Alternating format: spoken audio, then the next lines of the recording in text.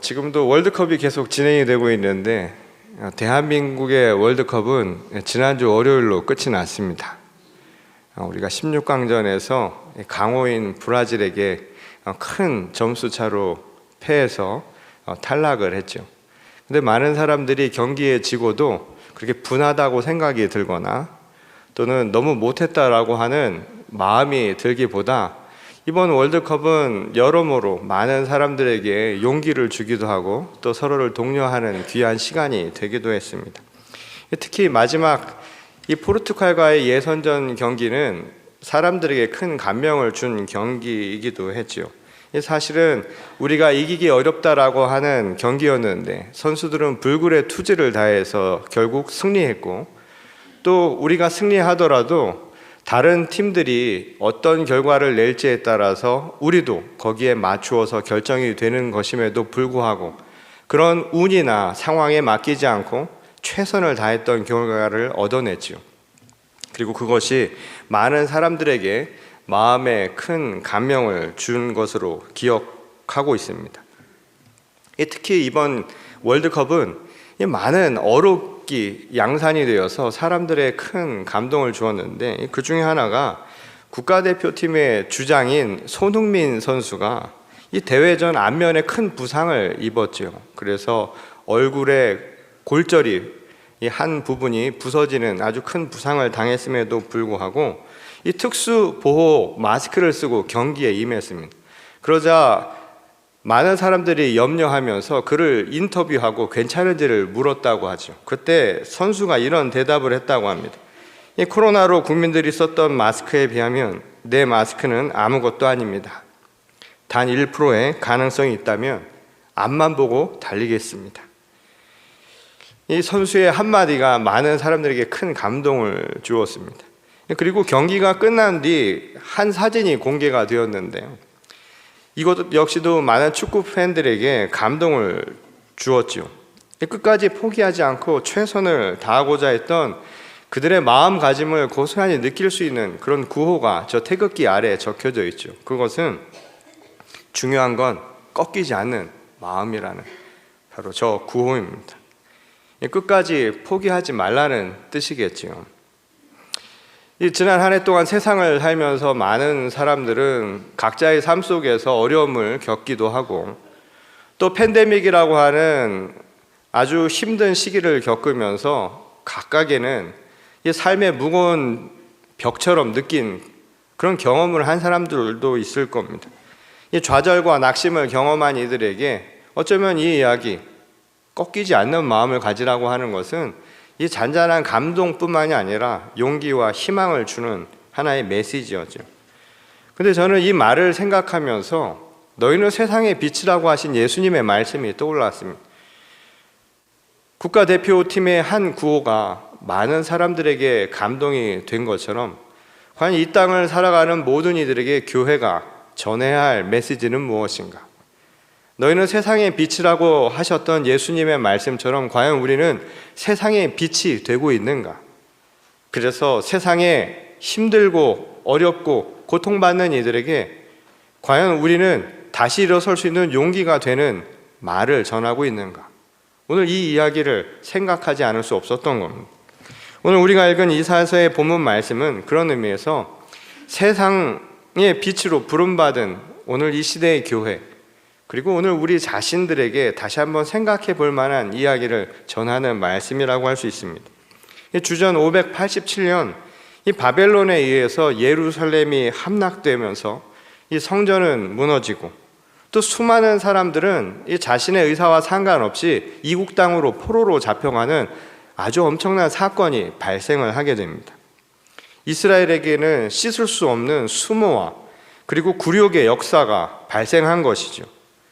이 바벨론에서의 포로 생활은 그렇게 50여 년 동안 계속해서 지속이 되었습니다. 그리고 마침내 신흥 제국인 페르시아에 의해서 바벨론이 무너지게 되죠. 그러면서 이스라엘 사람들에게 다시 귀향할 수 있는 이 선택, 자유가 주어지게 됩니다. 이 나라를 잃고 먼 타향에서 산다는 것, 우리 여기에 있는 분들은 다 경험하고 계시는 것 아닙니까? 그거 쉬운 것 아니죠. 하지만 우리는 자기가 선택해서 온 길이죠. 말하자면 이민입니다. 그러나 당시 이스라엘 민족은 자기가 선택해서 온 이민자의 삶이라기보다는 포로로 잡혀온 삶이니까 강제된 삶이고, 또 그곳에서의 삶을 당시 그 지역에 있었던 사람들과 동등하게 살아가기는 더더욱 어려운 일이었을 겁니다. 핍박받고 2등 국민으로 살아간다는 것은, 그 이국 땅에 살아간다는 것 자체만으로도 자기 존재의 이유를 잃어버리기 딱 쉬운 상황이었던 것이죠. 그러니 다시 고국으로 돌아갈 수 있는 길이 열렸다라고 하는 이 소식은 아마도 그들에게는 아주 기쁜 소식이 아닐 수 없었을 거예요. 그런데 놀라운 것은 이 소식이 전해졌을 때 모두가 다 반갑게 맞이한 것은 아니었다는 사실입니다. 그것은 돌아갈 수 있는 자유가 주어졌다는 것이지 모두가 그것을 선택하게 될 것이라고 하는 것과는 거리가 있는 상황이었기 때문입니다. 실제로 당시 바빌론에 남아있던 대부분의 사람들은 포로로 잡혀왔던 1세대라기보다는 그들이 남겨놓은, 말하자면 2세대, 3세대, 다음 세대 중심의 공동체였지요. 그러니 그곳에서 나고 자란 사람들이었다는 뜻입니다. 이미 삶의 터전이 거기에 머문 것이죠. 우리가 생각하는 고향이라고 하는 개념이 그들에겐 이미 옅어진 상황이었던 겁니다. 그러니 고국 땅으로의 귀향이 열렸어도 그들에게는 그것이 갖는 의미가 또 다른 문제로 나타나게 되었던 거예요. 이 고향에 대한 개념이 희박해진 것은 물론이고, 지금 살고 있는 화려한 이방 제국, 이 도시 생활보다 과연 돌아가서 살아갈 유대 땅에서의 삶이 과연 그들에게 이득이 될 것인가, 이런 이해 계산을 하지 않을 수 없었던 것이죠. 그들에게는 확신을 주기가 어려웠던 겁니다. 생활 터전의 변화를 다시 한번 경험한다는 것, 그 자체로 그들에게는 엄청난 도전이 수밖에 없죠. 그리고 위험이 따르는 선택일 수밖에 없었던 거예요. 오히려 이 민족의 보다 포용 정책을 쓰고 있는 이 새로운 제국에 빨리 하루빨리라도 적응해서 살아가는 것, 그게 어쩌면 그들에게는 현실적으로 나은 선택일 수 있었던 겁니다.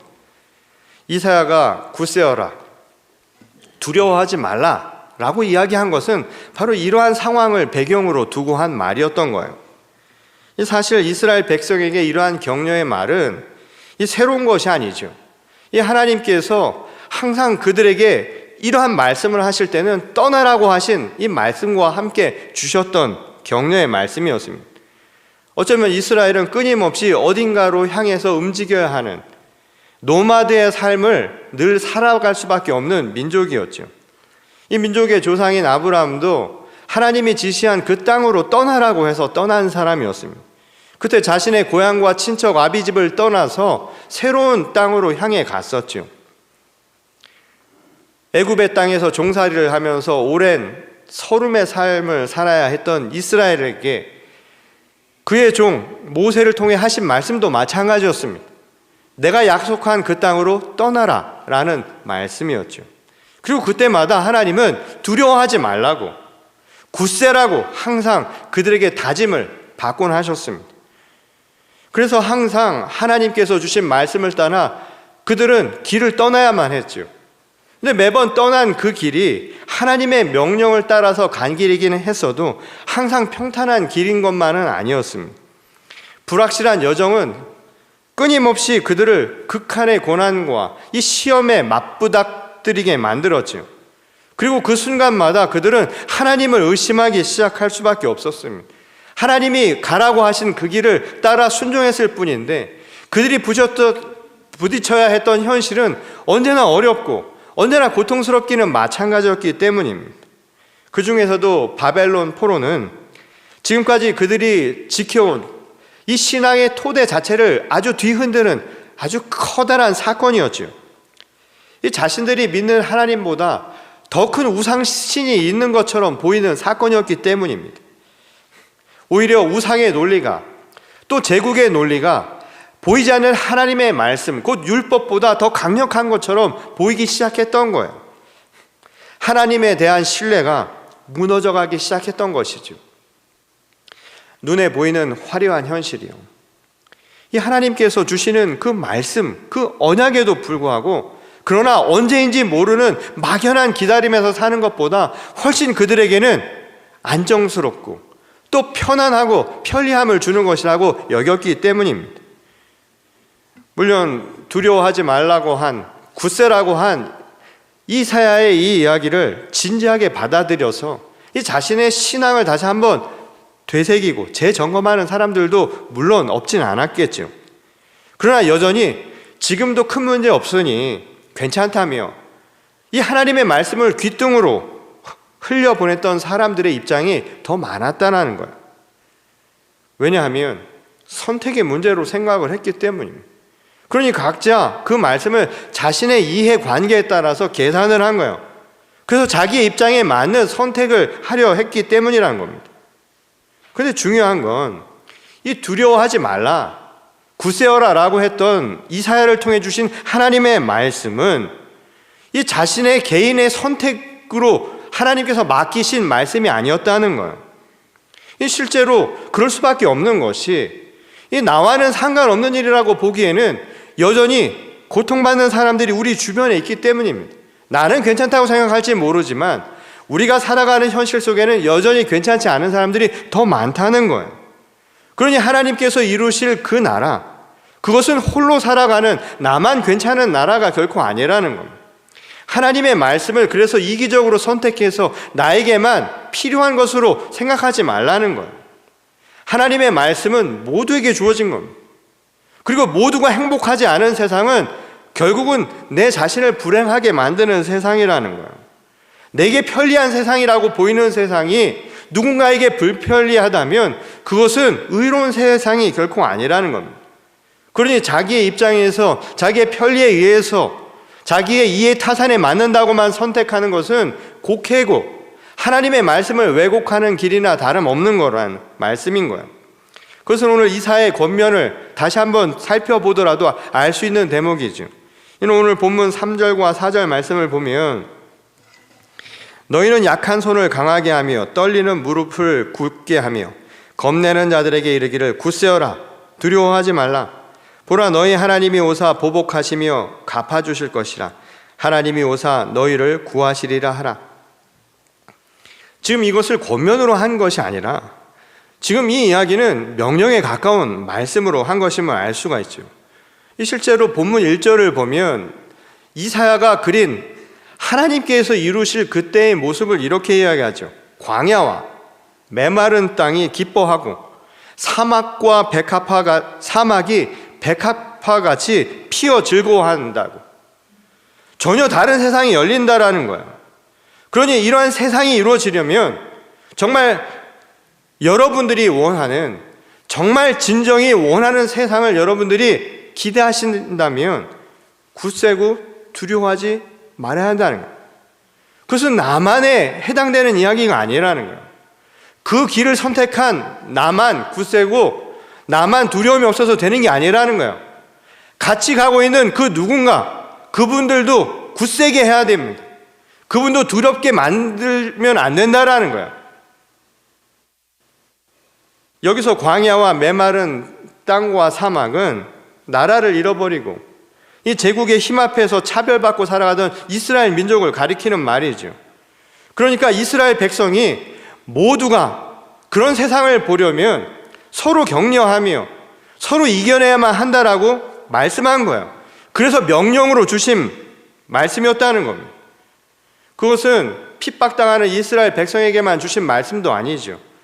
지금 광야와 사막 같은 삶을 살아가는 사람들, 오늘 이 땅에 여전히 삶의 어두움을 경험하고 있는 사람들, 삶에 여전히 짓눌려서 연약하고 그리고 이 핍박 속에서 고난받는 사람들, 그들 모두에게 주신 말씀이라는 거예요.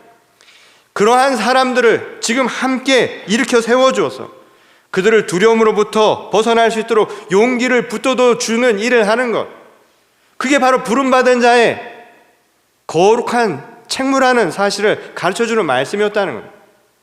그것은 바로 오늘 우리 교회에 주시는 말씀이기도 하다는 거예요. 대한민국 국가대표팀의 구호만이 아니라 오늘 이 땅을 살아가는 모든 이들에게 희망이 되는 구호가 바로 오늘 교회에 주어진 책무라는 거예요. 모든 사람들에게 연약한 모든 이들에게 굳세어라고, 두려워하지 말라고 지금 그 말을 전해야 할 메시지를, 바로 그 책무를 우리 교회에 주셨다는 겁니다. 오늘 우리는 그 책무를 위해 부름받은 사람들이라는 거예요. 근데 이 이야기를 말로만 하라는 것도 아니죠. 하나님의 부르심을 받아서 이 거룩한 메시지를 전하라고 해서 말로 다 하라는 이야기가 아닙니다. 이 주의 종이라고 해서 말로만 다 한다고 하면 그게 옳은 일이라고 할 수 있겠습니까? 하나님의 말씀 안에서 오늘 함께 기뻐하는 거예요. 함께 그들과 즐거워하고 함께 그들과 울어줄 수 있는 것, 그게 바로 부름받은 자의 당연한 소명이라는 거예요. 그렇다고 해서 부름받은 자로 우리가 이러한 일을 행한다고 해서 상처받은 사람들, 연약한 자들의 마음을 완전히 깨끗이 낫게 할 수 있느냐, 그들을 완전한 구원으로 이끌 수 있느냐, 그것도 아니라는 거예요. 그건 오직 하나님의 손에 달린 일이라는 겁니다. 이사야의 말대로 구원은 하나님이 오셔서 이루실 일이라는 거예요. 그러니 오늘 우리에게 주어진 일은 그분이 오는 그날까지 우리에게 주신 그 일을 다 하면 그것으로 족하다라는 겁니다. 이사야는 그것을 거룩한 길로 다니는 것이라고 우리에게 비유하고 있죠. 이 거룩한 길로 다닌다고 해서 그런 길이 따로 있는 게 아니라는 겁니다. 이 말은 그 길을 거룩하게 만들어 가라는 뜻으로 우리에게 한 표현이라는 거예요.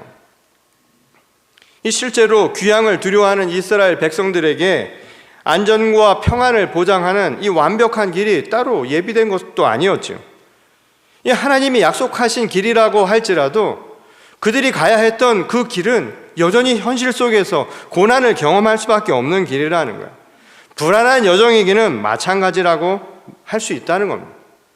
물론 이 거룩한 길이 따로 있을 것이라고 생각했던 사람들, 하나님이 떠나라고 해서 떠났으니까 하나님이 다 책임지실 것이라고 생각했던 사람들, 그들에게는 시험이 될 수 있겠죠. 과연 하나님의 뜻이 무엇인가 다시 한번 질문할 수 있겠죠. 오늘 하나님의 거룩한 책임을 받고 이 땅에 하나님의 말씀을 선포했는데 이 현실은 여전히 힘들고 어렵다라는 것을 경험할 때마다 과연 하나님의 말씀이 우리에게 임한 것이 맞는가, 우리 스스로 질문할 수 있겠죠. 그런데 곰곰이 생각을 해보면 이 세상을 살면서요, 정말 아무 걱정도 없고 정말 아무 문제가 없는 그런 길이 우리 세상에 존재할 수 있을까요? 저는 그런 길이 있어도 문제가 될 것이라는 생각을 여러 번 하게 됩니다. 이 아무런 부족함이 없이 완벽하기만 해서 걱정할 필요 없는 그런 세상에서 과연 우리는 진정한 삶의 의미를 찾을 수 있을까요? 정말 그런 세상에서 소망이나 기대라고 하는 것을 가질 수 있을까요? 그리고 그런 세상에 정말 우리는 감동할 수 있을까요? 여러분, 한자의 감동을 한번 생각해 보세요.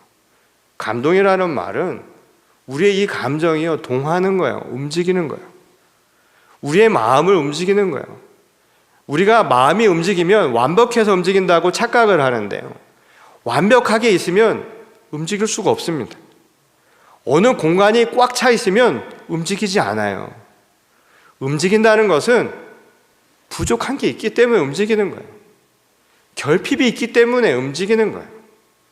그래서 예수 그리스도께서 우리에게 말씀하시기를 하나님의 나라는 심령이 가난한 자의 것이라고 이야기한 이유가 바로 여기 있는 겁니다. 우리가 가난해서 우리가 심령이 부족한 채로 살라는 이야기가 아닌 거예요. 넓혀가라는 거예요. 우리가 늘 하나님을 향해서 그 결핍되어 있는 것을 인정하고 늘 넓혀 나가라는 거예요. 늘 갈급한 채로 살아가라는 겁니다. 오늘날 젊은 세대가 당시 바벨론에 살았던 2, 3세대가 잊고 지냈던 것들이 어쩌면 그것일지 모르죠. 광야의 생활을 모르는 거예요. 이미 다 채워졌다고 생각했기 때문에 감동이 없는 겁니다. 그래서 하나님의 뜻을 구하려고 들지 않습니다.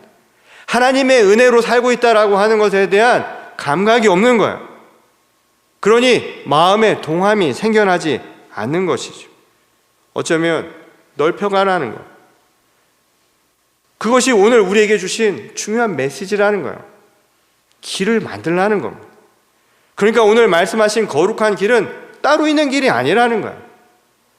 세상에 특별한 길이 있어서 그 길로 가면 마치 반자동 에스컬레이터를 타고 올라가듯이 움직이는 게 아니라는 거예요. 오늘 거룩한 길로 가라고 하는 이 말씀은 하나님을 향해서 우리의 마음을 넓혀가라는 겁니다. 바로 그런 길을 만들어 가라는 거예요.